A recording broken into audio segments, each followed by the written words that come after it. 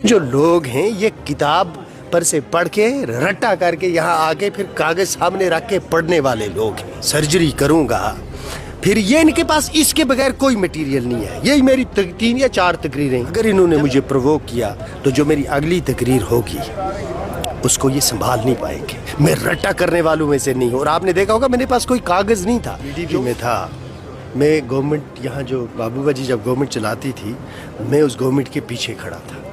میں نے ہی سیاسی طور ان کو اس وقت نیشنل کانفرنس اور کانگریس سے بچا کے رکھا. یہ وہی کلپس ہیں جو میری یہ تقریر وائرل کر رہے ہیں. جب روح اللہ صاحب نے مفتی صاحب کی سیاست پر ایک بہت لمبی تقریر کی, کوئی 55 منٹس کی, اور انہوں نے مفتی صاحب کے بارے میں وہ باتیں کی جو یہاں ریکارڈ میں ہیں, وہ نکلوا سکتے ہیں. اس کے بعد مجھے ویری صاحب نے بلایا اور ویری صاحب نے مجھے ریکویسٹ کی کہ آپ بولیں محبوبہ جی کی تقریر سے پہلے, کیونکہ مفتی صاحب کے رحلت فرمانے کے بعد, جن کی میں بہت عزت کرتا ہوں, وہ پہلا بجٹ سیشن تھا جس میں محبوبہ جی کو ریسپانڈ کرنا تھا. مفتی صاحب کے ساتھ میری ایک جذباتی وابستگی تھی, ہے اور رہے گی, اور میں ان کو ہمیشہ عزت اور وقار کی نظر سے دیکھتا رہوں گا. اس کے بعد میں نے جو وہ تقریر کی ہے اس میں نے نیشنل کانفرنس کے بارے میں بات کی ہے. میں نے ریموو بھی نہیں کی, وہ وہیں پر ہے. اب مجھے یہ بتاؤ اس تقریر کا کیا تعلق ہے ان سوالات کے ساتھ جو میں نے کل اٹھائے ہیں PDP کو. آپ اخلاقی اور اصولی طور فیصلہ کریں کہ میں نے کچھ سوال اٹھائے ہیں, ان سوالوں کا جواب میری تقریر ہے کہ ان سوالوں کا جواب ان کو دینا ہے. آپ مجھے یہ بتائیں. جتنی بھی میری تقریریں یہ وائرل کریں گے جو میں نے PDP کے دور میں نیشنل کانفرنس کے خلاف کی ہیں, اس سے میرا قد کام نہیں ہوگا. اس سے ایک چیز ثابت ہوگی, وہ یہ ہوگا کہ میں ہمیشہ نیشنل کانفرنس کے خلاف جب PDP میں تھا, میں نے PDP کے اس وقت کے ایجنڈے کا دفاع ہی نہیں کیا ہے, PDP کو آگے لے کے چلا بھی ہوں.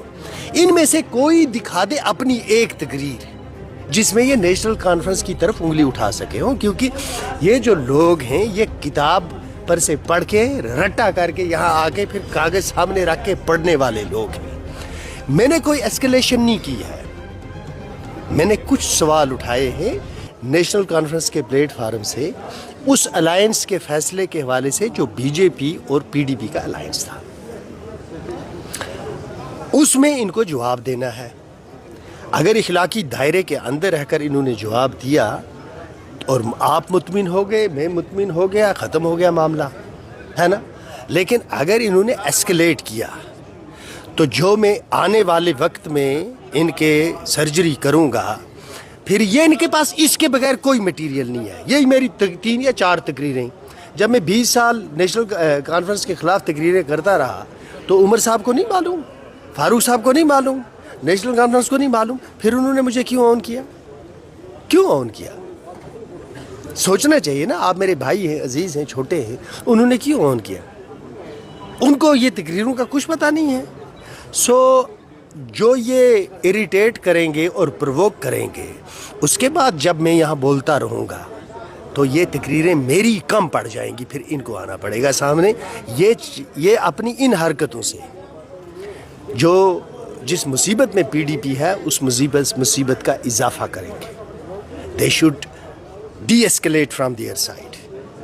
اور اگر انہوں نے مجھے پرووک کیا تو جو میری اگلی تقریر ہوگی اس کو یہ سنبھال نہیں پائیں گے. میں رٹا کرنے والوں میں سے نہیں ہوں. اور آپ نے دیکھا ہوگا میرے پاس کوئی کاغذ نہیں تھا. جو وہ فیکٹس اور فگرز تھے وہ ادھر ہی رہ گئے.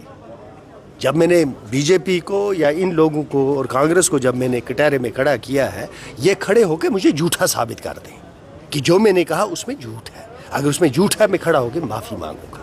تو لہٰذا کر کے یہ میری تقریریں وائرل اس لیے کرتے ہیں کیونکہ اس وقت PDP میں میری ہی تقریریں ہوتی تھی.